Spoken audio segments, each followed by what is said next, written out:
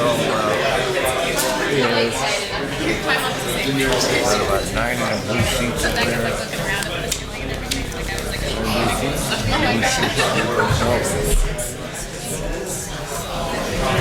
how you doing? Good, how are you? This weather's crazy. I could see that coming. My wife went out for a walk about an hour and a half ago, and I was worried about her getting caught. The only thing I can do is She just got home just before it started. she's lucky. Yeah. I don't think anybody even knows. We're going with her. Meeting with her. Yeah. I think this is fine to distribute to. Okay, and then What was that about back again? last week, one of the sources, research that I did, one of the sources, municipal organization said it's not a bad idea to just give a summary I wouldn't mind a Coughlin and Plains. rules and regulations of the county. I heard a news report that a lot of people were bothered about it, but I don't know if it's that big of a deal. I would like to see if they're going to build one on the same build it. Yeah, I think that's a good idea. Okay. Probably. Do you have a copy of this or do you want? I do, yeah. Okay, do you think would be best to transfer? Right. Okay. All right.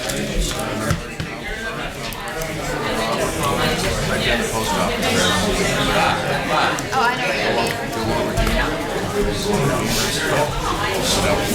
What about, you know where they just opened a new church in Mill? That really big area we call that later. Is that big enough? No. But that next building up, that optical company wasn't there. Probably just Yeah. make that whole block just about to go in. I kind of wish the Mill wasn't built there this way like that. I think it's fun. I don't know. So do you guys vote on the side here? Or do you guys decide who's there? Then what works with that? School board. We are, by resolution, going to ask them to They usually go right there. That's political activity, it's not like that charge, but he actually did something down else. there below Redeemer. A lot of people theoretically walk to it. Geographically centered. Whatever, they're going to do whatever but they're going to do what they do. Are you gonna ask them to go buying Coughlin and Meyer? I don't think so. Okay. That's their decision. Thank you. I would say women. I kind of like Coughlin as well. Why the draw? I have no idea. Plus, if you think about it, a lot of people do your job and you're outside, and it would just get crowded and easy. Please stand for the pledge. I pledge allegiance to the flag of the United States of America and to the republic for which it stands, one nation, under God, indivisible, with liberty and justice for all. Almighty and everlasting God, who resides over all things in heaven and earth, come and preside over these deliberations, so that those that make the decisions may be guided by your wisdom. Don't believe him, Jesus.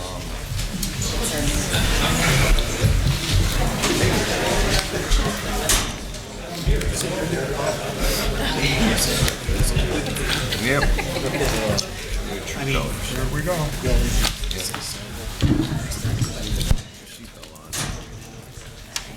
okay, roll call, Mr. Barrett. Here. Mr. Velasco. Here. Mr. Merritt. Here. Mr. Brooks. Here. Ms. Gilbert. Present. Also in attendance tonight is Controller Darren Snyder, Administrator Ted Wampole, Fire Chief Jay Delaney, Police Commander Ron Foy, Director of Operations Butch Frotty, Director of Planning and Zoning Bill Harris, Deputy Administrator City Attorney Tim Henry, Finance Director Brett Kittrick, IT Director Lou Lau, Director of Health Services Henry Radulski, Director of OCD Kurt Sauer, and Capital Projects Manager Joyce Zakowski, Junior Council Member Melissa Rush, Assistant City Clerk Catherine Payne, and Administrative Assistant Lisa Sanfilippo, and Mayor Tony George. Wow. Does anyone from the public wish to comment on legislation pending before council tonight? Can I talk about the hotel stone? That's not on the agenda.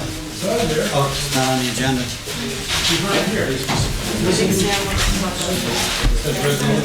Local sheriff.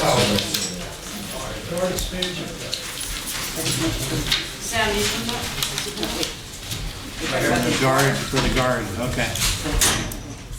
I see it. Thank you. Gotcha, thank you. I can do it.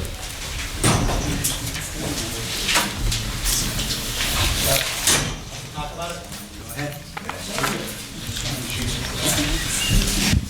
Bob Kalamaski, I just want to be brief on this. No matter what we say, the public is going to do what you want anyway. And we've already lost, the taxpayers already lost $6 million on this property. And I'm sure you're going to give them what they want. But isn't this Warren Buffett a billionaire? A billionaire? And these people who are involved with GUARD are multimillionaires. Why is it every time these big deals want something, they come to me to pay for it? I just don't understand. Why are we going to give gaming money to this billionaire? I mean, he got so much money, he don't know what to do with it. I mean, his credit cards would probably give somebody a hernia. You know, I don't understand. Why are we going to give money to these billionaires and millionaires? I mean, you're going to do it anyway. There's no stopping it at all. You're going to do what you're going to do, and there's no stopping it. But don't forget, we wasted $6 million on that property. $6 million. And when that property was started, they should have put the roof on first, and they didn't. And then that big storm came, and then that was the end of it. And as far as I'm concerned, it was a fix to do this and get away with it. Because our corrupt United States Attorney's Office up there, it seems they're not going to do nothing to them for all the money. So I just think that this is a slap in the face to the taxpayers. We already put $6 million into it, and now we're going to give them more money. Why can't we take this gaming money and give it to somebody else, a little business person? Why is it always these big deals? These are billionaires. Billionaires. That Warren Buffett is a billionaire, but yet we're going to bail him out. So I think it's wrong. You're going to do what you want anyway, so that's just all I got to say. Mr. Troy? Next, Jim. Yeah, go ahead. First of all, Jim, I don't think there should be a time limit on this. There didn't used to be, and now all of a sudden there is. There always has been, always. I am totally in consistent agreement with Mr. Kadlubowski. This, as I learned from Mr. Wampole, this agreement was negotiated without any taxpayer representation. Remember the old saying, when this republic was founded in 1776, one of the reasons we broke with the British? Well, this has nothing to do with taxation, but there's a famous saying, no taxation without representation. No taxation without representation. Well, there's very little representation. Now, this doesn't involve a direct tax, I agree. But nevertheless, what I consider to be quasi-corporate welfare. As he mentioned, Warren Buffett, one of the richest men in the world, his corporation, Berkshire Hathaway, has purchased the guard insurance and now wants, I understand there's no risk to the city. I understand that. We're only applying for the local share account, the LSA. Does he need the money? Do they need the money to do this? I don't like the fact that it was negotiated in secret, that it's just been revealed the last day or two with the paper. There's no transparency here. Democracy is all about transparency, ladies and gentlemen. There's no transparency in this deal. It's trying to be shoved down council's throats and our throats. I'm not against development of the Sterling. I'm all for it, a lot. That's an economic linchpin of the city there. It's got to be developed, but not in this manner. And not with Warren Buffett involved, not with Warren Buffett's corporation, Berkshire Hathaway. I just checked with a broker today. You know how much Berkshire Hathaway stock is worth? There's an A stock and a B stock. Not too many companies have an A stock and a B stock. Berkshire Hathaway stock is worth $241,000 a share. Is that staggering? You know what a PE ratio is? You study finance in Wilkes, Miss Gilbert? You know what a PE ratio is? Their PE ratio is 17 to 1, which means their earnings, I figured it out. come to about $17,000 a share. Let's say they have 100 million shares. I figured out. I don't know their net worth, their assets must be worth 5 billion, 10 billion, 50 million. I don't know. I didn't figure out the exact total. Anyway, as you can see, I'm pretty worked up, pretty livid about this. I propose the council at least table this resolution because of the specifics that I just revealed. This LSA, Ted just gave you a list of projects here that the city has been involved with since '07 with this money from the gambling, which is great. But this money going for this purpose is wrong. It's morally wrong. It's morally offensive when it can be used within the city for flood mitigation, as I see some of these things, for the Osterhout Library renovation, for other projects within the downtown, for Children's Service Center. That's fine. But to go through and establish, to help Warren Buffett out and his corporation out, I don't care if it's a subsidiary, what's the difference? It's wrong. You want to develop this thing, let's do it out in the open. Let's have transparency. Let's have, Mayor George, please chime in here if you agree. I think before, I guess you don't have any power with this thing, and the council's going to vote on it anyway. I hope it's not a foregone conclusion like Mr. Kalabowski said. I would strongly suggest council table this action in voting on this thing tonight until more of the specifics, I mean, you guys probably didn't know about this till a day or two ago either, did you? They're trying to jam it. The people involved, Mr. Pyshinsky, the Diamond City Partnership, and the Chamber. And the Diamond City Partnership and the Chamber, as far as I'm concerned, that's not taxpayer representation. I urge Mr. George, I urge council here to have at least, all right, we can't have a voters referendum on it. I guess that's impossible. But let's at least get together and have a special hearing like we had on the budget, even though you guys didn't bother to listen, those three of you, our recommendations. Let's have the proper outlet for taxpayer and public input before we go ahead with this attempt to bring this corporation in. Mr. Wampole mentioned that there's going to be a lot of jobs created here. Lord knows we need the jobs. And first of all, Ted, if you can answer me, this is not a KOZ zone, I assume, is it? Yes, it is. I'm going to get a heart attack. You're telling me this is a KOZ? Warren Buffett's not going to pay. Warren Buffett can get richer. That's great. You make Donald Trump look like a pauper. This is discouraging, to say the least. I strongly recommend that council table this action. We're not in that much of a hurry to develop the property, are we? Let's have the proper outlet. Let's have a hearing. Let's have a taxpayer hearing. Let's have, just like we had for the budget, people will come forward and offer their opinions like they're going to do tonight on other issues. And let's see what the public has to say. Let's discuss it further before we take the big step here. Let's see if we can get, the next time, if I could just take 10 seconds more here. Let's see if we could just get the negotiations for this company or any other company with proper taxpayer and public involvement, with proper representation. And I also just briefly want to mention that I would strongly urge the board, in terms of what's going to be said here, to stop considering this consolidation plan for Wilkes-Barre for a new consolidated high school on the agenda.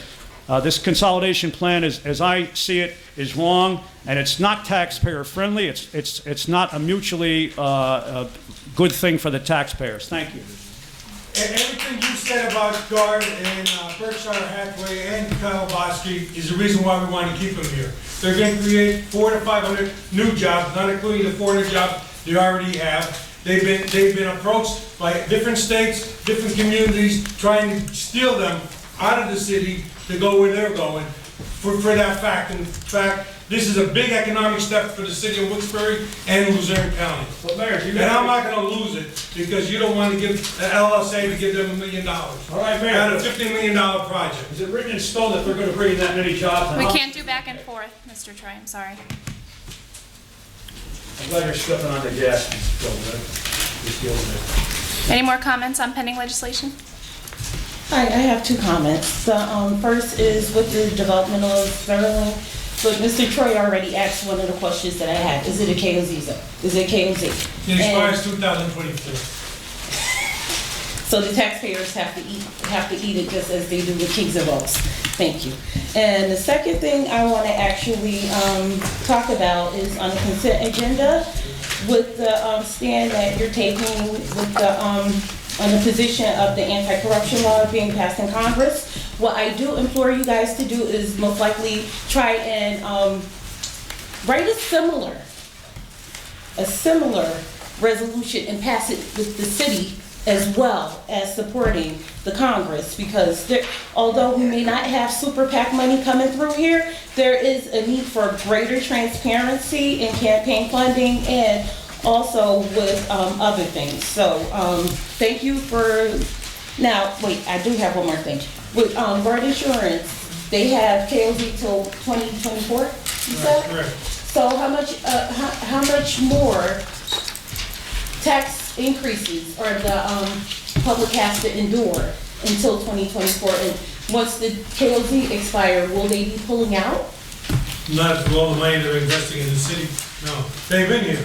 They have. Yeah, they have been here, but I just feel that the taxpayer's gonna eat it and more of our seniors are gonna lose their home. Thank you. Any more comments on pending legislation? Good afternoon. My name is Eric Bieski, 542 South Franklin. I wanted to approach the council because at a couple sessions ago, I introduced the anti-corruption resolution. My ideology and my group's ideology behind this is that Washington, D.C. is out of touch with the people. They have been so corrupted that the only way we as a people, we as a community, are going to fight this is at a local level with our local representatives like you guys. I want to sincerely thank you for bringing this to vote in such a timely manner. And I also just want to give you a quick background of myself, being that I was the one who brought this resolution to the table, so you know a little bit about me. I grew up in Nanticoke. I've been living in Wilkes-Barre for a year and a half. I'm active with the local Crime Watch. I'm even was honored and asked to be co-chairman of the South Wilkes-Barre Crime Watch. I love this city. I love this area. I love this county. I would never put a resolution in front of council that would be detrimental to the city, make the city look bad, or any detriment to the citizens of this community. I'm proud of this. I'm proud of this council that they brought this to a vote, and I just wanted to sincerely thank you from my heart. So thank you, and have a great day. Thank you for bringing our awareness to it, Eric. Anyone else on pending legislation?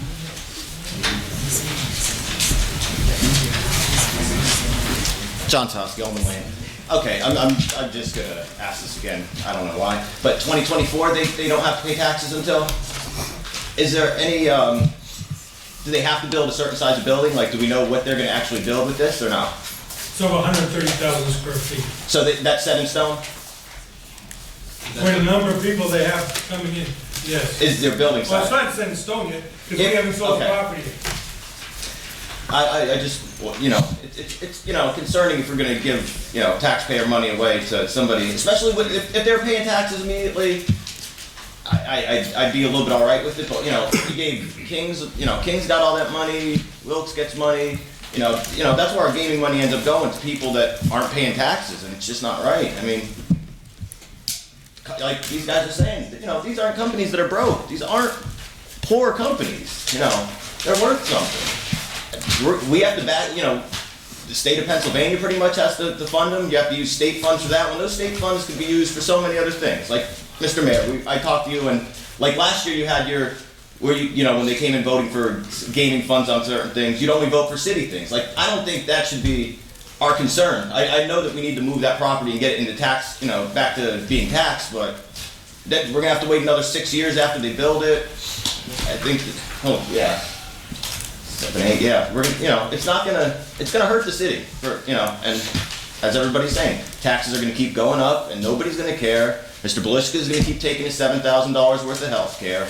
and it all falls on the backs of the taxpayers. It doesn't fall on the back of anybody else, you know. It would hurt the city significantly if they move the 500 people or 400 people they have now out of the city, which they plan to do if they can't build here. If you break and, you know, do everything that they want, they're just going to beg for more and beg for more. That's why Kings keeps getting money. That's why Wilkes keeps getting money, because you guys keep giving them money and just don't stand up to them. No backbone. No backbone in leadership if you guys don't at least table this and let people take a look at it. I have one other question. When was this brought about? When was this brought about to the public? for the 2 days ago, that's a little extreme. You guys got to really think about it. You guys can't vote on something like that and just put it up 2 days before and then vote on it. It's not transparent. You have to give people time to look at this stuff and actually read it. I wasn't fully aware of it. I heard more from them, and I have to go home and read now. I'd hope that you guys would actually look. Junior council member, just look and see if they actually pay attention and look at things, or if they just vote, because sometimes it just looks like they just vote and do what they want. John, just for information, that was on the agenda, which was posted on the city website last Thursday. Still a week. You need to give people a good time to digest. Anyone else on pending legislation? Okay, we'll go into the formal business at hand on the agenda. First is the resolution that is separate from the consent agenda regarding the CFA for the local share of Luzerne County program funds for the GUARD expansion project. Not the Hotel Sterling, the GUARD expansion project. Motion second and vote. I'll make a motion. I just want to preface it with one thing, and I just want to make sure that everyone here is clear about what we're voting on here. This is a small step in the process for the local share. We are not automatically, by voting yes, giving somebody $1 million towards this project. We're not giving them anything. This is allowing them to proceed and apply, along with the hundreds and hundreds of other applications that go into the state for all these projects across the state. I'm going to vote yes on this to allow it to move forward at this particular stage. Second. Belisco. Well, you know better, Brooks. So I have some questions related to it. Can a municipality stop any entity, nonprofit business to apply for the state money? Don't we let any nonprofit, any entity that wants a crack at this money, they can apply for it, correct? Correct. That's all. So, And the state decides. and the state decides. And it's extremely competitive. Right. So I gave Mr. Troy the copy of the last 10 years, and if you look at one year, we applied for $9 million, or there was a $9 million total application, and $1 million awarded, so it's extraordinarily competitive. Right, competitive. So any entity out there can apply for it, and it's up to the state to make the recommendation for it then. Okay. And I stand corrected, that was a motion, wasn't a vote on. Thank you. Okay, so the motion was made by Councilman Barrett, seconded by Councilman Belisco. Now for the vote. What's the motion, please? Mr. Barrett. Mr. Barrett. This is for the vote? This is for the vote, yes. Yeah. I'm sorry, yes. Okay. Mr. Belisco. Yes. Mr. Merritt. Yes. Mr. Brooks. Yes. Ms. Gilbert. I'm abstaining. Ms. Gilbert is abstaining, so motion passes. Next is the consent agenda resolutions. Motion second and vote. Mike Merritt. I'll second. Tony. Mr. Barrett. Yes. Mr. Belisco. Yes. Mr. Merritt. Yes. Mr. Brooks. Yes. Ms. Gilbert. Yes. Motion passes. And finally, we have the single ordinance. Motion second and vote. That's on the Motion. It's on the ordinance amending Article 6 of the Wilkes-Barre City Code of Ordinances, millage rate for real property taxes. Motion. Mike Belisco. Second. Mr. Merritt. Mr. Barrett. Yes. Mr. Belisco. Yes. Mr. Merritt. Yes. Mr. Brooks. No. Ms. Gilbert. No. Okay. Motion passes.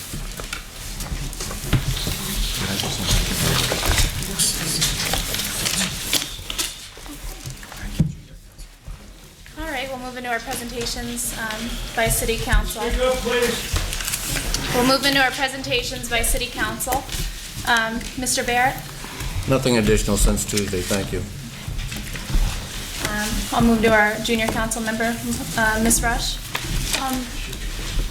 Junior City Council is going to be setting up boxes for Ruth's Place starting on Monday here at GAR, Myers and Coughlin, and at both Shields Family Markets. So if you would like to donate anything, they're accepting towels, paper towels, toilet paper.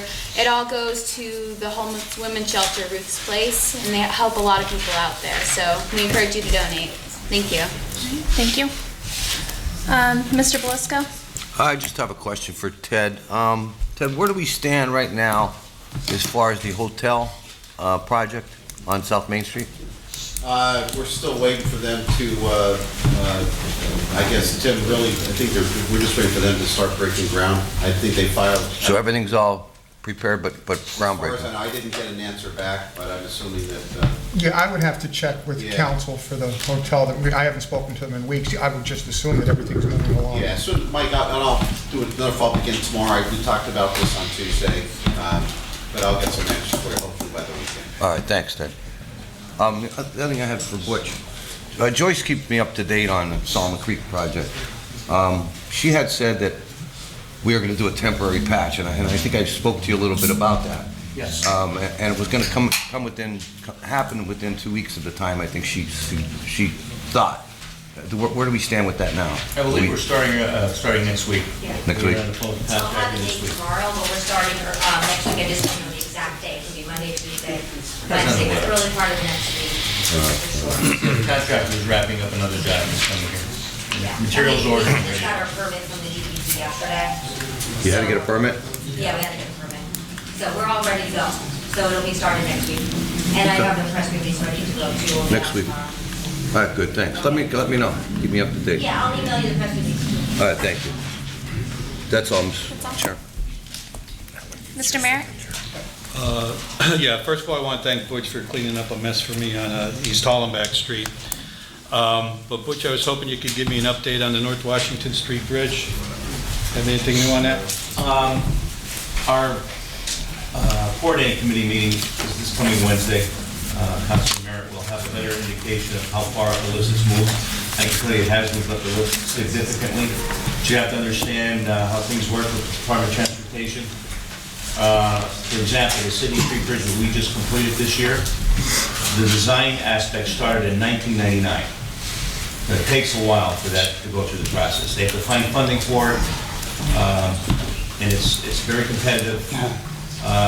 You know, the administration, the mayor, and his team have put a lot of pressure on our local politicians to help us move that up, and it's been important. I know it's frustrating, but keep plugging away. We appreciate it. Joyce, maybe you could help me with this one. Funding for the Mill Creek wall repairs. We're looking into more funding. Right now, I'm trying to, actively trying to prove that some of the things that are going wrong there were a result of the rain, the 2011 hurricane too. So I have to put together some type of a presentation. We have a lot of things already boxes. So I'm in the middle of kind of digging through all that. Because originally, when we went for emergency funding, there was a cap originally, so we had to pull out Mill Creek. This was years and years ago. And Solomon Creek went in and not getting. I can't hear her talk. You gotta stand up. Excuse me. I'm sorry, man, I just can't hear you. Okay. I expect you to be respectful to me too. I understand, but you gotta stand up and you're talking to a I microphone. apologize. He's hard of hearing, and I All can't right. hear you. I'm in the process of trying to prove that the damage to Mill Creek is a result of 2011 storms. Now there is not a cap on that funding anymore, and we were encouraged by Senator Ducek's office to reapply for emergency funding if we can so prove it. Otherwise, we are looking for other grant opportunities to help rebuild, at least reface and repoint the wall that actually has broken. So that is kind of, might be mixed in with our Solomons Creek huge project, but we're trying to see if we can get grant money first. Okay. Okay. I mean, if you need any pictures of stones from the walls laying in the yards, let me know. I have them. I might be in touch with you though. Do you have any before pictures? This is That's what I'm having a hard time No, with. this is, my pictures go back to last year. All right, I'll take what you have. Okay, all right. Thank you, George. That's all I have. Mr. Brooks?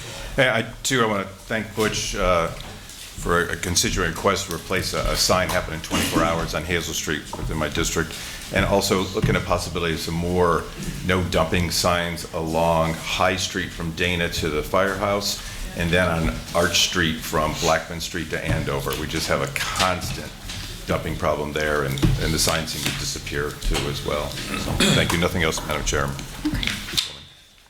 Just two things this evening. Tim, you're probably going to get sick of hearing about this. The quality of life ordinance. Are we any further on that? Oh, yeah, significantly further. Okay. I can talk to you about that if you want to give me a call. But it is moving along. Oh, yeah, absolutely. All right, great. And Butch, on East Northampton Street, right before, if you're going down the hill towards Lincoln and by the Eagles Club, there's a part of the road where it's down to the brick. And it's really, really rough. You know, cars are turning into oncoming traffic to avoid it. Is there anything we can do just temporarily to fix that? We'll do something temporarily. However, there's a bigger issue there. We have the water company checking to see where the leak is coming from. There's obviously a leak there somewhere. Okay. So we'll make some temporary repairs this week, this coming week, and we'll see if we can find that and make some permanent repairs in the spring. Okay. All right, good. Thank you. All right, that's all I have. We'll move into public discussion now. First one, Daniel Duffy.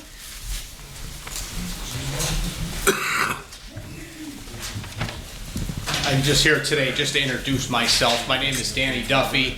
I'm the newly elected Vice President of the Police Benevolent Association. So essentially, I'm the Vice President of the Police Union. So I wanted to come here and publicly introduce myself, not only to the residents in attendance here, but also to council as well. And I just want to let you guys know a couple things.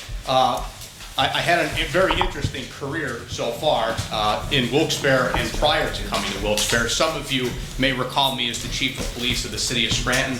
I spent over 10 years of my 22-year career on the side of management. And now here I find myself on the side of the police union, which is kind of a bizarre set of circumstances. And so I've had an opportunity to see both sides. So I just want to let council know that you have us as a Police Benevolent Association to reach out to in the event there are questions or concerns with regards to theoretical police practices, if you would. I'm not going to discuss policy of the organization naturally, because management, certainly they're the ones that devise policy within our organization. But anytime you see myself or President Myers or another member of the 14-member board of the PBA, we are speaking on behalf of the working men and women of our organization, being the police department.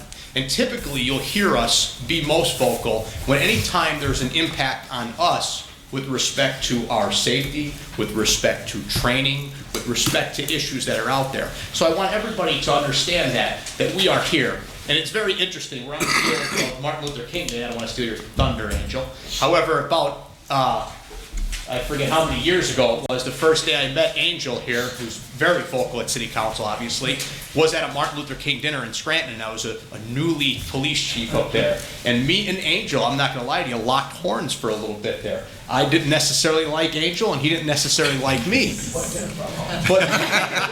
But as time would tell, through effective communications, me and Angel have become friends over the years now, and I've used him several times in my prior position as the director of a police academy to have him come in and speak to cadets about some various issues that are out there.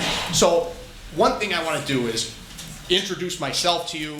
I want to congratulate you on your new positions and the shuffling that take place, or maybe congratulations, I don't know. Maybe it's, maybe it's a gift or a curse, we don't know. But at the end of the day, I want everybody to understand that when we speak as a union, we're speaking on behalf of the men and women of the organization. We're certainly not speaking on behalf of the administration. I just want to clarify that. And again, too, when we do speak, we don't speak as one individual. Even for me to come here tonight and introduce myself, I sent a request out to the whole board to give me the blessing to come here and speak to all of you. So I want to make that perfectly clear to everyone. It's not one individual that speaks when we come here. It's the whole organization, the majority of the men and women that we serve as representatives of the PBA. So again, Good luck on all of your endeavors. I know you guys have a big challenge ahead of you in everything that you do. And please feel free to reach out to us, even in the event you're drafting an ordinance that may affect the boots on the ground. Certainly, we understand that you are not obligated to do that. We get that. But the end result is, if we're the ones enforcing it, the men and women that are on the boots on the ground, you may want to seek some input from us. And we have a significant amount of experience, hundreds of years. We have roughly 77 people strong. So we have hundreds of years of experience in all different facets of this profession, whether it be management, first line supervision, community policing, drug enforcement. There's all different things that are out there. So again, I want to introduce myself to everybody, and I'm looking forward to working with everyone, and you're going to see far more of a presence of us here at City Council from here on. Thank you. Thank you. All right. Mark Shiowitz. And just your name for the record, too, please. Okay. Mark Shiowitz. I'm a city resident. Haven't been here before. I've already had quite a civics lesson today. I'm here to talk about the situation with the schools. Mr. Busco was nice enough to give me a heads up that there was a resolution that was going to come up tonight. So I'm just to say a little more about myself, just so you understand, I have a couple of hats. I'm a surgeon at General Hospital. I'm active with SOS. I'm an associate professor of surgery with TCMC, so I'm involved with education myself. And I'm a volunteer football coach down at Myers. So I'm around kids, I'm around education. It doesn't mean that in my house I get any respect. I still look up when somebody says dumbass. But nevertheless, I'm here to talk to you about the schools. So some of this has to do with consolidation, okay? And everybody's worried about no high school in the city. I'm worried about it too. But to jump and request that we find a spot for a consolidated school is probably educationally unsound. So let me just run through that. Consolidated schools, putting all these schools together and creating a larger school, okay, is associated with poorer academic achievement. And that's even more so when you have impoverished kids, and we have impoverished kids aplenty. All right, there's less participation in school, statistically. That means from French club to football, kids are not involved, okay, because just the bigger numbers discourage them. Satisfaction of teachers and satisfaction of students go down in bigger schools. Very significant for the city, the dropout rates increased. It's been statistically proven across the board, okay? The lack of participation means you have more kids with spare time, idle time, and that can be an issue for us. Within the school, there are security issues as the schools get bigger. And finally, something I've been unable to convince our school board of, mergers, consolidation has not been shown to save money. And they're hanging their hats on that, okay? It's not been the case. I'll provide some references on some of this for anybody that's interested, as well as some notes. Middle schools are going to come up here too, because perhaps there's going to be a plan, we don't really know, where GAR may become a middle school. It is another issue. It's found to be unhelpful to have junior high schools or middle schools, because you don't want kids to have multiple transitions. I know it's a little technical, but the transition from elementary to middle to high school, there's an extra transition. That transition year is tough on kids. Their academic performance usually goes down. They got to get comfortable with a new place. So the best situation is when they can remain in the same neighborhood and have the least amount of change going from one level to the other. So the next thing I'm going to mention is residential high schools, neighborhood high schools. Currently, of our 3 high schools in the city, 2 of them are in residential neighborhoods, okay? The kids can walk to school, they can bike to school. There's absolutely no busing except for special needs kids at Myers and GAR. On the other hand, Coughlin has about 90% busing. I want to mention the elementary, secondary campus issue. I think this is a really cool thing that we have in the district, and we should not want to lose. You've got Kistler right across from Myers. You have Heights Elementary and GAR in close proximity to one another. There's no such setup at Coughlin, and I'll get back to that. Little sister can be taken care of by big brother, okay, after school for single parent families or 2 working parents. That's huge. If we're trying to sell our neighborhoods, and I'll get to that again in a second, those kind of campus setups are great. When a school leaves a neighborhood, property values fall at least 10 to 15%. On the other hand, if you restore a classic school, property values go up. That has some value here in this meeting, I think. Family involvement is important to improving our schools which are not performing well. That happens much better in a neighborhood school where the families can get into the school much more easily. We have a lot of people that don't have transportation. This is from me personally, not so much SOS. We've done a pretty good job with downtown development. Gentlemen and ladies, I think riverfront development is coming. So the next step for me personally would be, let's do neighborhood development. Okay, so we're trying to make our neighborhood safe. You got to do something about the drug issue. Everybody knows that stuff. But part and parcel of that, if a young couple is trying to buy a house in one of our neighborhoods, what do they want to know?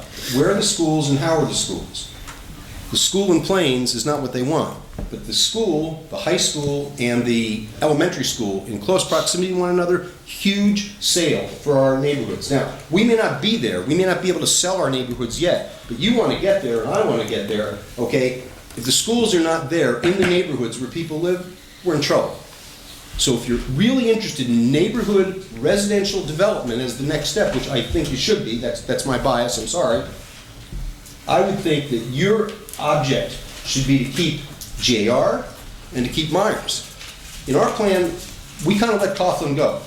Okay, it's not in a residential area right now, it's not near an elementary school, and it is true that Plains Township contributes significantly both population and money to the district. So a new replacement for Coughlin and Plains is not unreasonable, and if it's on the grounds of Plains Solomon, for them, they have an elementary and secondary campus. That's the kind of thing I'd like you to support. I would like you not to panic that the schools are leaving, but to help us keep our neighborhood high schools. Thank you.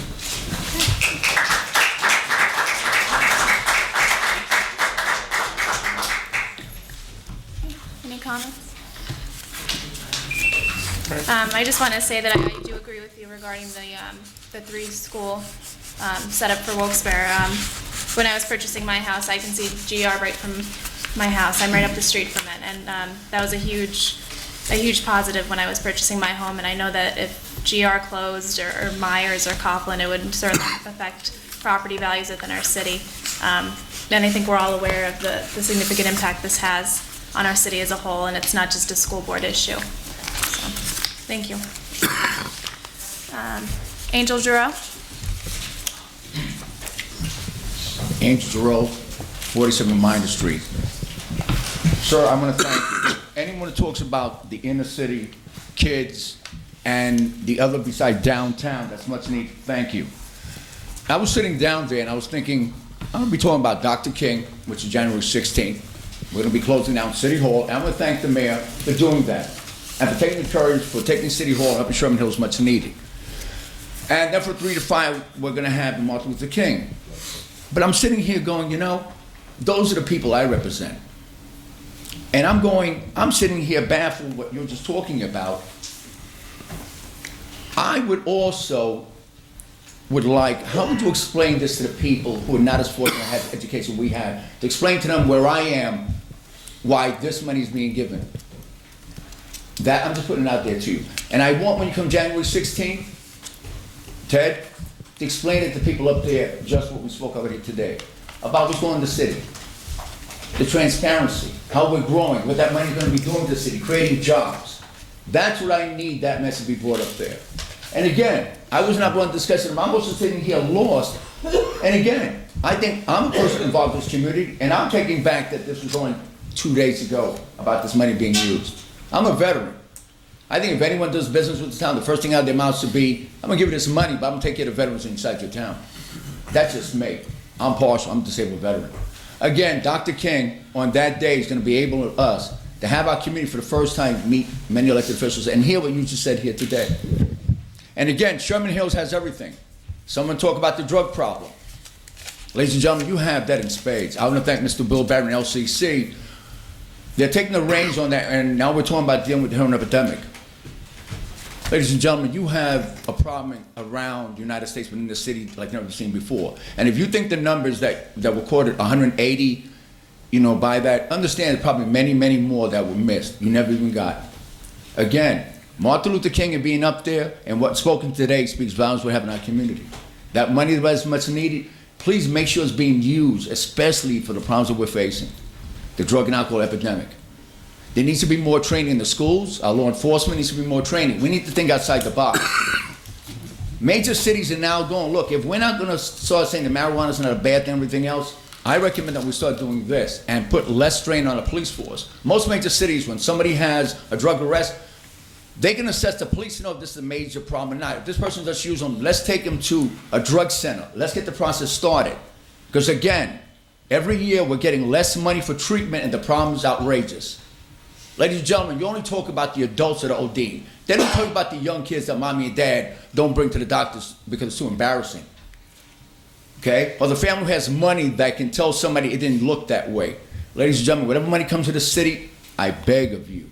I plead with you. Again, I'm here to plead that Dr. King, but the more I talk about money going on, about the drug, about inner cities, and I face this problem every day more than most people. Please come to Sherman Hills.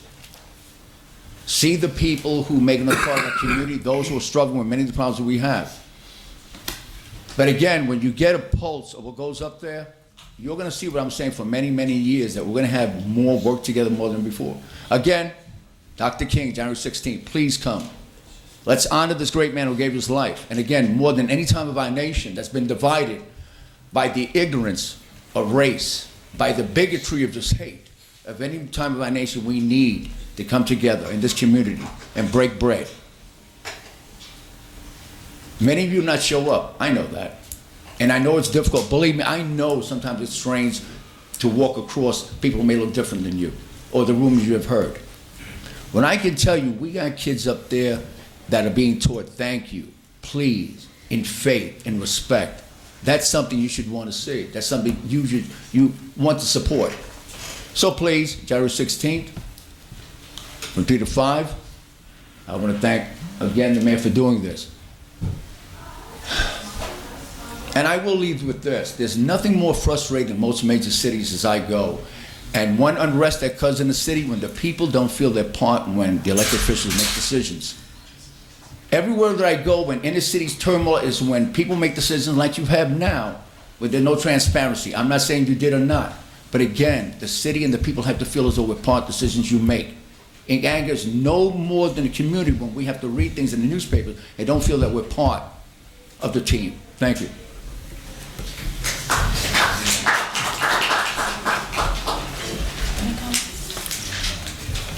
John Sahoski.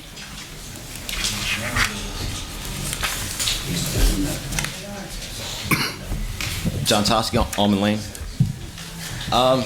First thing I want to thank Mr. Harris, helped my dad out with the little zoning issue with for my church. Thank you, appreciate that. Just, pointed him in the right direction. Mr. Henry helped Louis a little bit too. A question: did this gentleman get a chance to sign in? I know he walked in late. I don't know if he was trying to speak or not. I know we've complained about that issue a bunch of times. I don't know if he got a chance. I just like to make that noted that it could just make a chance. If he didn't get a chance to speak and he wants to speak, I don't know. We've discussed that millions of times where people come in late and they don't get a chance to speak. All right, I got some cleanup from last meeting. Now, the last time I was here, the lady over there, she did right to know, following up a question, and I asked everybody, and you guys weren't transparent. I talked to Tony Brooks on the phone. Like, you could just, I'd just like you guys to go over that again. You could just repeat what you talked to me on the phone about, that's fine. I just like, a public comment about that from you, because, I badgered Mr. Merritt about taking that money. Like, he didn't donate it, but I still badgered him. I badgered Mr. Belishka about taking that much money, and I feel like you guys sat there for a meeting, and you just understood what I was talking about. So, you know what I mean? There was that meeting, then there was another meeting where I badgered them about it, and then nobody mentioned it. I don't know. I'm just a little upset about that. And that's all I have. You're finished with your presentation? Done. Okay. When you asked that question at council, I misunderstood what you said. And you know how I am. I've always been completely honest with you. I'm very open. I try my best to be very transparent. Now, regarding the buyout money, council is, yes, you get paid for it, but it's also very expensive to be part of, and I think we can all vouch for that. As far as attending all the fundraisers that you're invited to. for numerous different charities across the city. And me personally, I use my buyout money to afford to go to these fundraisers. You know, I work a full-time job. I work on city council. I own my own home. I have a mortgage. I have bills. So, you know, there's only so much that I can spend too. So that's what I use my buyout money for. And if there's any more questions that you have regarding it, I'll be as open as possible with you. And I sincerely apologize for that misunderstanding. I would never intentionally mislead you or any other member of the public. And that's that. It's either for me, I mean, I didn't hear you at that question, and then when I did hear it the last time, I told you exactly how I contributed the $2,300 to different things, and I will continue to do that and be open and honest about it and be fully disclosed as I did, half an hour after I talked to you in the last meeting, and put it right out there exactly how it was, and I will continue to do that. Okay. I mean, my only issue is just I badgered these two about it before. You know, there's a meeting in between there where I talked to them about it, and I don't know. That's my only issue with it. I went after those two, and nobody said anything during the meeting in between. That's it. Thank you. Thank you. Tony Mathis.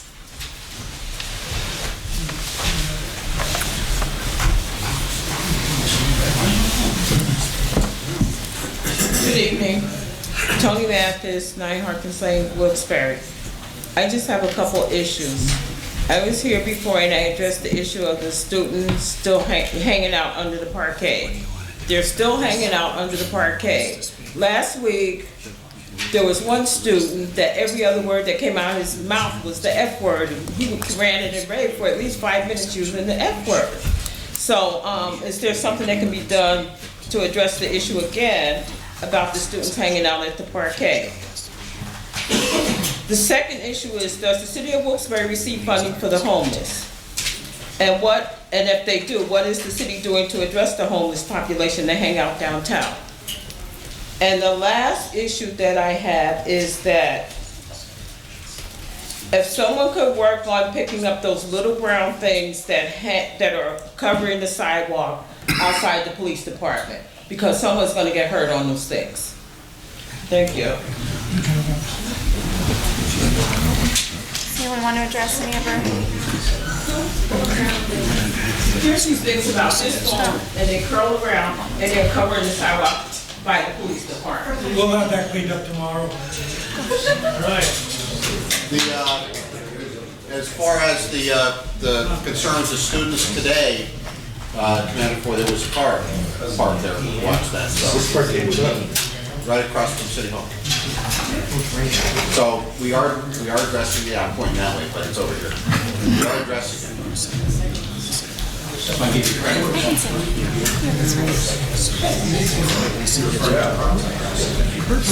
Homeless funding? Homeless funding?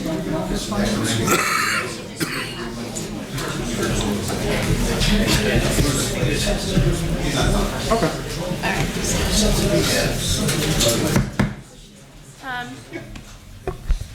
Mr. Shivers, did you want to speak? Yes. Okay. We'll give you a form, but just so everybody knows, it's common council procedure that the form to speak has to be in the chairman's hands prior to the meeting start at 6 o'clock. However, we are making an exception tonight. So, but just for future meetings, just so everybody knows that that is the rule and procedure. Yeah, can I go next? I gotta go. Go ahead.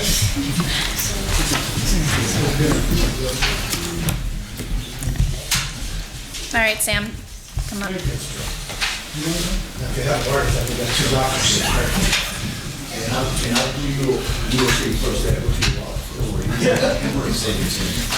Sam Troy. Well, needless to say, I'm a little perturbed and disappointed at the actions of this council today.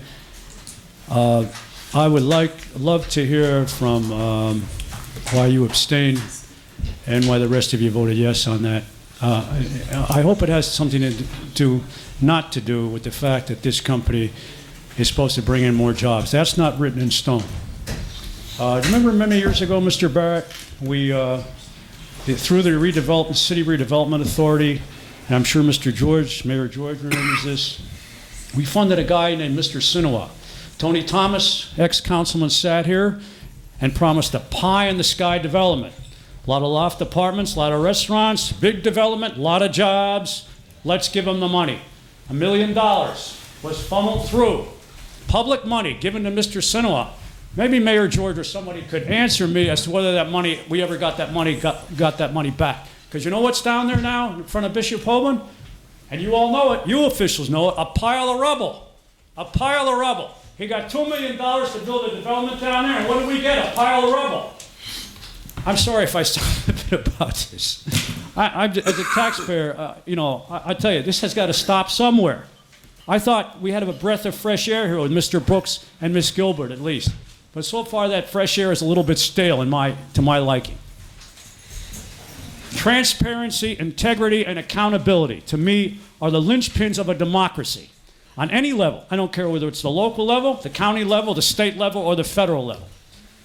I see, as a public citizen, a sore lacking in all of those qualities. I'm ashamed to say. Now, integrity, maybe, I can't prove that. And I'm not saying anybody's dishonest or corrupt by any means. That's not what the definition of integrity is to me. It's part of it, maybe. I'm not accusing anybody of anything. But the transparency and accountability elements are certainly lacking. Could I get some answers? Mr. Henry, I'm sorry to beat around the bush here, but this is something I want to... Councilman George, when he was on council, you and your colleague, I'm sorry to press this issue. I don't think we need two attorneys, two city attorneys, two solicitors, and most municipalities get by with one. I'm not putting you down. I know you do a great job and all that. I'd like maybe you could tell the taxpayers, is there still a feasibility, what Mayor George brought up when he was a councilman, was there any consideration brought to the fact that we could bring a lawsuit to Mayor Layton for that gas instance a few years ago? I remember, what was it, 3 million gallons, 3,000 gallons or something? Because the city, that's another example of the taxpayers being ripped off. He admitted it, and the Attorney General for the county refused to do anything about it. Did you guys ever look into it? I guess you need inducement, or you need direction from the mayor or somebody to do that, right?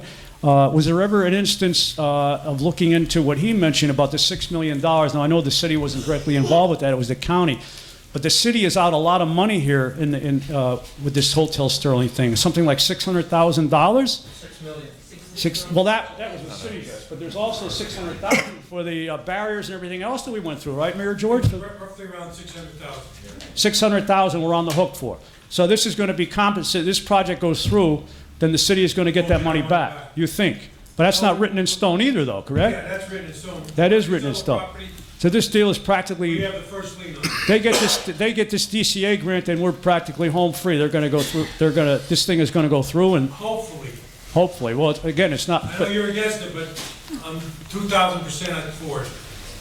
I'm just a little bit skeptical of that, because I bring up that Sinowat project, and that's to me is a blatant example of corporate welfare failure. I wondered if maybe you know, or anybody knows, did the redevelopment authority of the city ever get that money back from Sinowat? And I know that there's a pile of rubble down there. It's an eyesore, and it's also a health hazard. I guess I see you've cleaned up a lot of nuisance properties. You're going to work on that? I have a couple other things. I would like to know just one more thing, if possible, in my time remaining. I'm still bothered by the budget vote last week. I think this council should resolve here and now, and the mayor and everybody else affected here, to try to cut expenses and find new revenue streams without overburdening the taxpayers here who have seen enough of this. And I'm fed up with it myself, and I'm sure a lot of people, like this woman who was here last week and spoke, struggling to make ends meet, struggling to make decisions between medication and food for her kids, or paying taxes. This is getting out of hand. Do you have a reason, Mr. Belasco, for voting for that budget, for that tax increase? You praised Mr. Bagg for the negotiation. I think that's outrageous. You should be ashamed of yourself. You know how much tax raises we've endured in the years since Mayor Layton was here, and now we've got another one? We've got to resolve right here and now to cut expenses. I'll finish in 10 seconds. You can spare me that. Cut expenses and find new revenue streams to not only refuse to raise taxes next fiscal year, but lower them. Thank you. Okay, you can. Mr. Troy, speaking as a city official and a long-time taxpayer, I have no doubt that the Sinowat project would have been built. It was a solid project, in my opinion. The economy tanked at the time that he was trying to build that project, and we had the worst recession in our country that we've ever had. That's why that project, that was state funding, and yes, he did not get the benefit of that state funding because he did not build the project. So the state was out $2 million. No, they're not out anything. He didn't build the project, he didn't get the money. But we got a pile of rubble, the city. There is a pile of rubble, absolutely. Sam, just related to your comments about Mayor Layton, nobody has ever approached me about suing Tom Layton, but they wouldn't. I was the city attorney when Tom was mayor, so obviously I wouldn't be the one suing the mayor. Now that he's not mayor. Nobody has approached me about suing Tom Layton personally for that. Is there a basis in your opinion for the lawsuit here? Is there a basis? You should know that. You're an expert in litigation. Yeah, I'm not going to comment on that. Again, I was the city attorney when Tom Layton was the mayor. I'm the city attorney now, but no one has ever approached me about that. Maybe somebody should. Maybe Mr. Brooks could bring it up. Gilbert. In regards to abstaining from voting on the guard insurance resolution, I work for guard insurance, and I have removed myself completely from any negotiations happening between the city and guard. I have not been involved in anything, and I'm recusing myself from any business dealings with any business dealings with guard in the city. I am recusing myself on. I'm not getting involved with that just because I work for them and I work for the city. Well, it would be a conflict of interest. I can't do that. It would be a conflict of interest. Works for God. Okay. We don't have to get involved. Somebody else can get involved. Angel Mathis?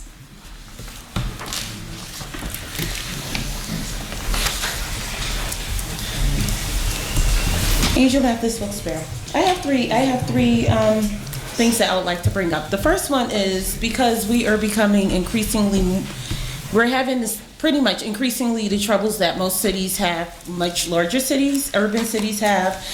My suggestion is that, maybe it's time that Wilkes-Barre has a community center because, something was said about the homeless and there was no response. And we do have a large homeless problem. Something was said about drug abuse and nothing was pretty much answered after that either. But with the growing troubles that we have and the fact that our schools are in disrepair, our communities are lacking thereof in places, and we just have issues that are big because a lot of them are coming from the big city. And believe me, I know because I came from the big city. But a community center would actually help our area by offering services in a way where people may be more able to accept the services that they need. Because I know with the homeless, we have CEO. CEO can only do but so much. They'll pay so much rent and then it's like you're on your own because they can't support everyone that's homeless. Because from all the other questions I raised that, I was told that that's with the Coalition of the Homeless and they handle our homeless. And unfortunately, although many times there are treatment centers trying to come into this area, a lot of times you hear not in our backyard. But if the problems are in our backyard, we just need to come up with a sensible solution to actually address the problems that are coming to our backyards without having a not in our backyard attitude. The second thing is the police probe, because between council meetings that I have been, it's back and forth with the benevolence, the union and the administration, where it's coming here, it's in the papers, it's in everywhere. My whole thing is this: I understand that there's disagreements, and with every employer-employee relationship, you're going to have disagreements, even in family relationships. So if there's going to be a probe or anything, just have the FBI come in and examine everything so we can put this to bed and move on to other issues, because we have a lot of other pressing issues in our community. And my last thing is coming off the budget meeting where after a few back and forth, it did come to my attention that we do have salaried employees collecting pensions. What I implore you as council to do is to create or pass a resolution or ordinance that considers that a conflict of interest. Because quite honestly, a lot of places you cannot collect a pension from them as well as a salary, because that is an undue tax burden on the taxpayers. That's it. Does anyone wish to? You know, Angel, in the state of Massachusetts, they passed a state law that said that municipalities within the Commonwealth of Massachusetts, employees cannot collect pensions if you are over 65, right, from the city. And I passed this along here to the administration, so it's something certain to look at what other states are doing about that issue. Thank you. In regards to this community center, I think that would be a great idea. I've been talking about that for a long time. I think we need something for, as Dr. Shiowitz said, for the neighborhoods. And we need to, you know, bring about the focus to our neighborhoods, and I think a community center would definitely do something like that. However, I don't know how we would, you know, get the funding to begin something like that, but I think that's where we can look at other municipalities and see exactly how they've gotten one started. Because, I mean, every other municipality across the nation is just as strapped for cash as we are, and if other places can do it, I don't see why we can't, so. Thank you. That's just my thought. Thank you. Okay. Bob Kalabowski. All right, guys, get your clothes ready. Ron, get the mace.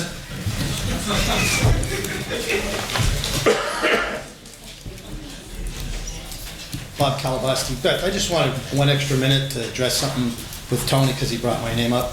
Tony, just so you understand, I'm not Bob, you against... get 5 minutes, I'm sorry. I understand. Go on. All right, here we go. I just wanted an extra minute. If I can't have it, I can't have it. That's all right. Tony, I'm not against the project. Do you understand?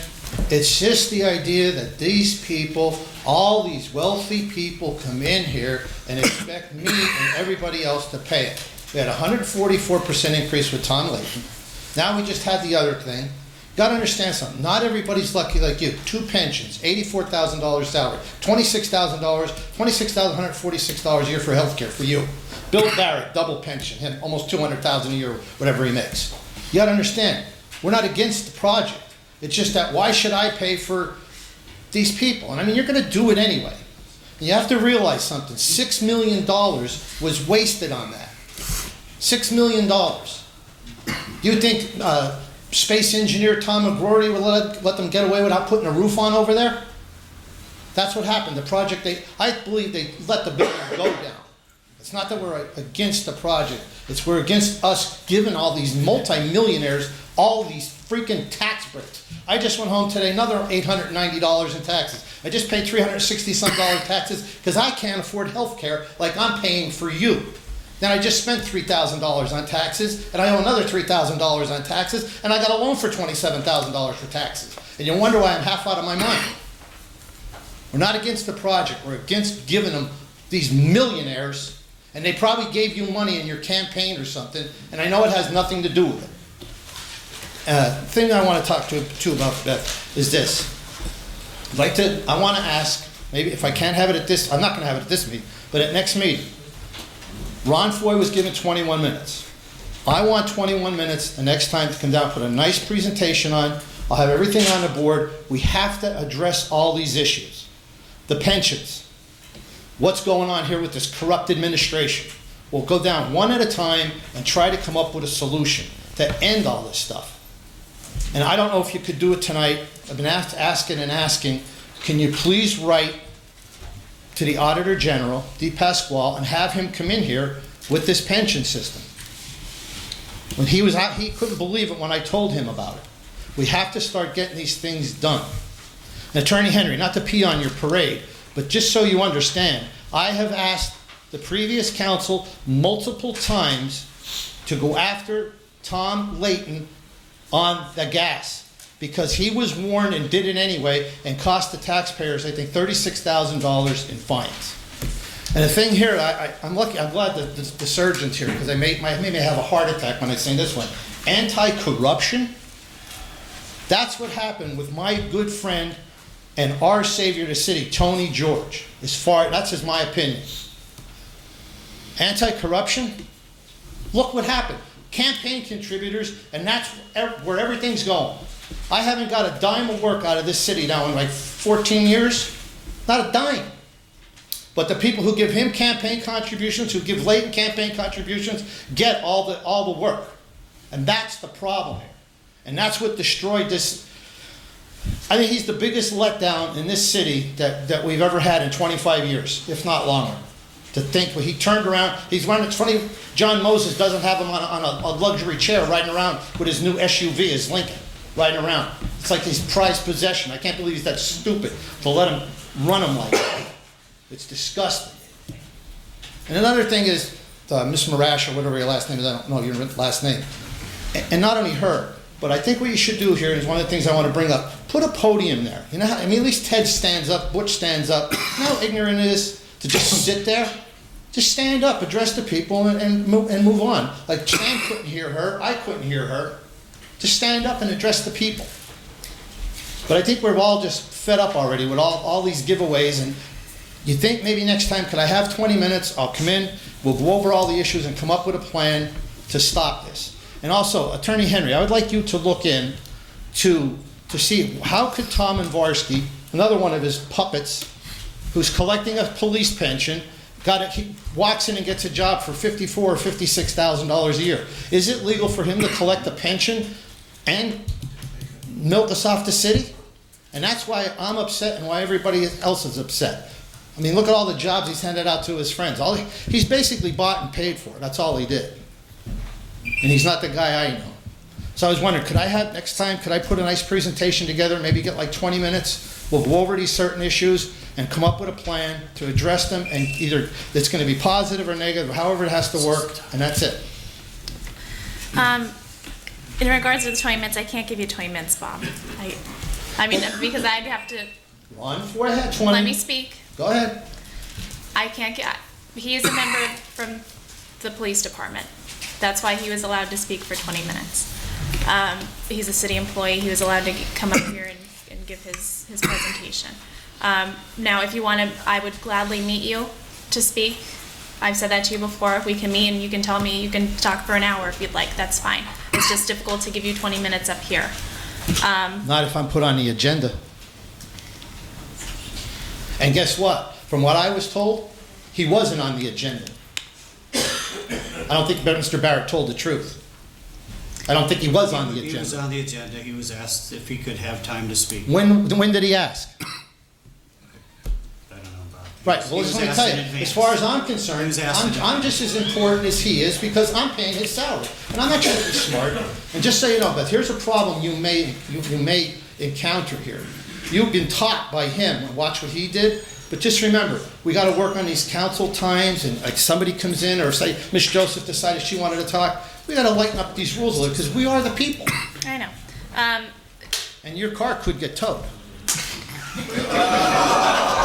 In regards to the anti-corruption ordinance, I introduced that. I agree with it. Eric Bieski, he came forward and he requested that the resolution be introduced. It supports anti-corruption legislation on the state and federal level. I have brought before administration an ordinance that's sort of between the campaign finances and the city contracts. If they donate a certain amount of money, then they are unable to get a city contract. However, that ordinance has a lot of tweaking to do just based on certain state laws and federal laws that are in effect. But that is something that I'm working on personally and that I hope to see passed. So. Let me just 1 more minute. What Mayor Mike Bloomberg said. We have 5 minutes, Bob. Okay. Mayor Bloomberg said this years ago in New York. He goes, the problem with these campaign contributions, it's nothing more than legalized bribery, and that's how he got bought off. That's all I got to say. All right, thank you. John Sordoni and Carrie Potter.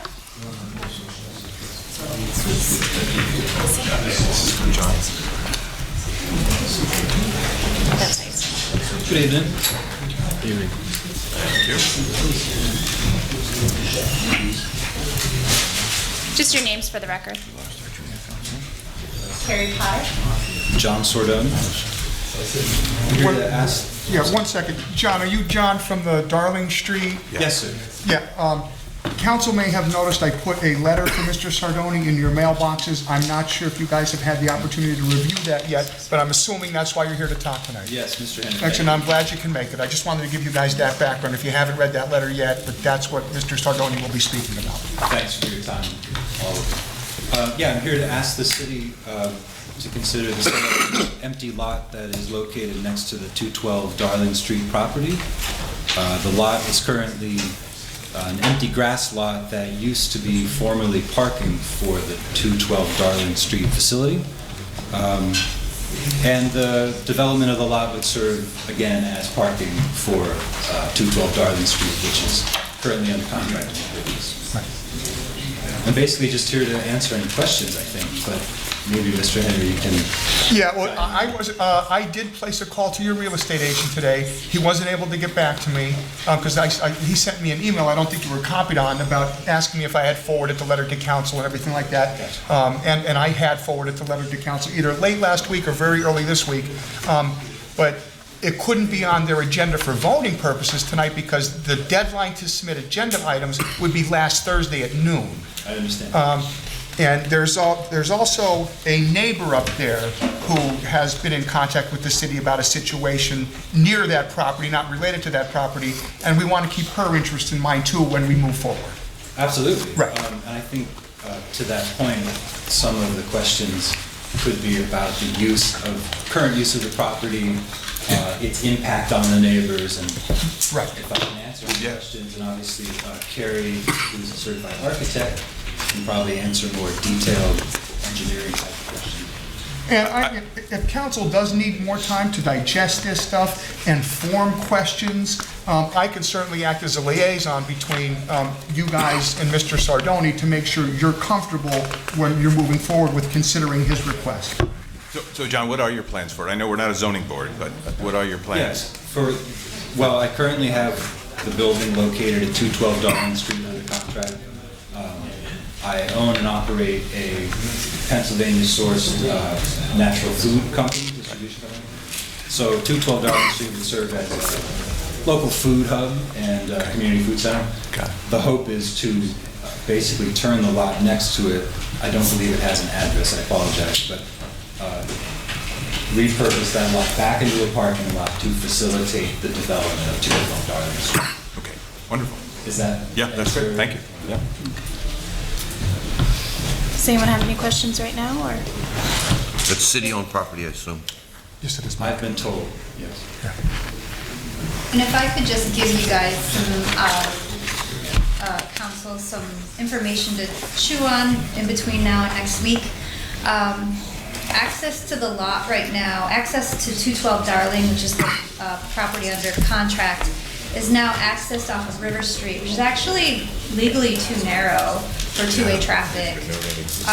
More to the point though, the grassy lot, the city paved an 11-foot driveway, which is actually a residential width, is sort of a nice neighborly thing to do.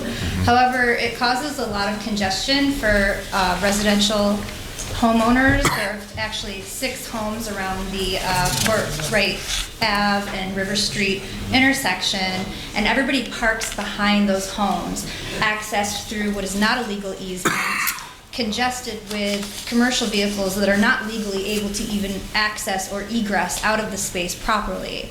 So this lot would actually, it would buffer the sort of face-off between these two forms of traffic. It would give John's employees a place to it would sort of navigate his people off of Darling Street, and it would actually load Darling Street with his traffic, which is actually not a PennDOT road. It doesn't need hefty PennDOT 9-month turnaround time for approval process, and it would give you a legal thoroughfare. Right now, there's no legal thoroughfare. Well, there's an alley. It's not a legal easement. It's an alley. Okay. Yeah. It's not an Actually, easement. it's a It's residential- an alley that's in maps for decades. It's a So- residential with, And there's people who two-way use that traffic. alley, like you indicated, are the people who won't have parking on the side or in front of their house because they're on River Street, or they're on, I guess that's Courtright, and they access that alley so they can get behind their homes to park. right, and then Right. the third page of what we submitted, we're showing a wider driveway, which actually improves the what I'm calling a problem. The neighbors, we've heard call it a problem, and it widens that easement, which is technically right now not an But easement. it's not an easement, correct? And I think the paving could be turf pavers that needs to be mowed, it's grassy, there could be beautification and landscaping that would certainly appease. Okay. Well, I guess we'll review this, and when it's on the agenda for a work session, if we have any questions, then you guys can come back and answer any more questions that we might have. Okay. Thanks for your time. Thank you. Thank you for coming. Ian Hughes?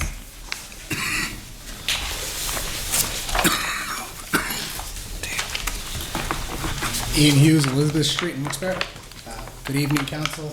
Hoping to be brief tonight. I just want to congratulate Tony and Beth for being elected to your new leadership positions. You two truly have been a welcome addition to a stagnant council. I just hope that this is more than merely a symbolic gesture on behalf of your peers, as the 3-2 vote in favor of a 16% tax raise would indicate. It's been a while since I've made it to a meeting in person, but thanks to progressive ideas such as recording and uploading council meetings to YouTube, I've been able to stay up to date, albeit 2 weeks late. Surely through the use of even more progressive thought, we can cut down that time, as live streaming is a common feature on many apps, including Facebook, as well as through an app called Periscope that allows the video to be uploaded to YouTube. Before I discuss what brought me here tonight, let me just say to you all that you all do a fairly decent to good work most of the time, but on no level is it worth congratulating yourselves for passing a budget with a tax raise of that magnitude, no matter the work you put in. It's simply unacceptable to pat yourself on the back for doing your job, and in this instance, a not so great job in the eyes of many of your constituents. Before my lone complaint, I would like to extend an invite to all of you to a boxing exhibition at the YMCA this Saturday from 1 p.m. to 5 p.m. called Boxing Against Bullying. It's free against charge, and the gentleman that runs it, Brother John, has expressed interest in teaching boxing through the Police Athletic League if Wilkes-Barre were to once again have a PAL program. For those unfamiliar with the PAL, it's an excellent program that Wilkes-Barre had during my youth and that our city could desperately use now. It's my understanding that for a program to exist, we need a police officer willing to step up to the plate. That said, I know it's short notice, but please pass this flyer to the department and encourage some of the officers to either attend or reach out to Brother John regarding the Police Athletic League. That said, my only complaint tonight has to do with driving on public square. More specifically, the lack of enforcement of designated times truck deliveries can be made to the Central Business District. As it is written, deliveries are to be done between 7 a.m. and 10 p.m., or 10 a.m., and from 6 p.m. to 10 p.m., but in practice, deliveries take place all day, often double parking or forcing cars to double park on public square. The idea of a fancy bus station was to open up public square for drivability, not to be overcrowded by delivery trucks throughout the day. The crowding of the trucks further complicates what is already perplexing to the average driver. A violation of the aforementioned hours is supposed to be punishable by a $10 fine. Revenue the city could certainly use in light of recent tax increases. Also, as an SOS member and city taxpayer, I want to officially stand behind and give my full support to Dr. Shewitt's presentation regarding neighborhood schools from earlier. All research points to smaller neighborhood schools, so please urge the Wilkes-Barre Area School Board to strongly consider revisiting the idea of restoring our neighborhood schools as opposed to consolidation. And since it was brought up tonight by 2 other people and not nearly addressed enough, the homeless. Mayor George, your name is listed on HUD's website as one of over 700 mayors that has taken a pledge to end veterans' homelessness. So when the question was asked, I was eager to hear what you would do. What the city needs is a day center similar to Scranton's Intervention Center for the homeless. The CIC allows homeless to escape the elements during the daytime hours, as our city shelter is only for overnight hours. The day center allows services to be brought to the homeless as opposed to having them congregate and loiter on the square regularly. And again, if any of these veterans that you're mentioning are homeless veterans, I do encourage you to call CEO and ask for me directly. I'll come down immediately, I promise. That's all I have for you tonight. Thank you for your time. And these are the flyers to give you one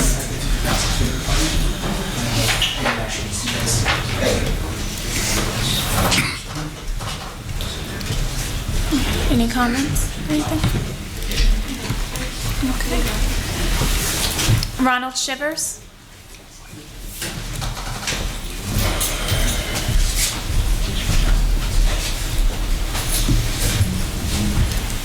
Good evening. Ronald Shivers. The last time I was here, the incident that I had with the Wilkes-Barre police officer, that has never been addressed. And I spoke with the gentleman over here when I was supposed, my wife and I were supposed to meet with the head lady in charge. Well, she didn't show up, so this gentleman was there and we spoke with him. And here are the papers that I've written out, because I didn't want to give it to him, because I didn't want to say, oh, she didn't get it, or I didn't seen it, and these type of things. And my wife sort of put these together, but she wasn't feeling well.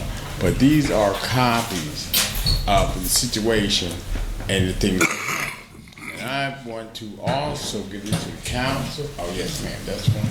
I have more, but I don't have it because my wife didn't get a chance to put them together for me. We had dialysis today, so. Here's another one, man. You're welcome, thank you. And I'm going to send copies of those to my congressmen, to the senators, to the state representatives, because this has to stop.